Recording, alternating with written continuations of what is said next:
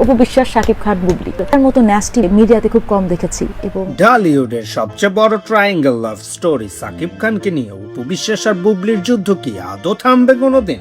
বিচ্ছেদ হয়ে গেছে তো কি হয়েছে, নেট পাড়ার ভার্চুয়াল যুদ্ধ এখনো তুঙ্গে। কিছুদিন পরপরই ফেসবুকে সাকিবকে কেন্দ্র করে শুরু হয় দুই নায়িকার স্ট্যাটাস যুদ্ধ। এক সাক্ষাৎকারে বুবলিকে নিয়ে অপু বিশ্বাস সরাসরি বলে বসেন, আমি ওকে ঘৃণা করি।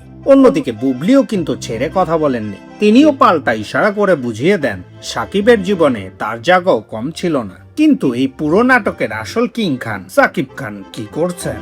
দুই প্রাক্তন স্ত্রী যখন ভার্চুয়াল লড়াইয়ে ব্যস্ত, সাকিব তখন নিজের সিনেমা আর ক্যারিয়ার নিয়ে সুপার বিজি। তবে দুই ছেলের প্রতি তার ভালোবাসা সমান।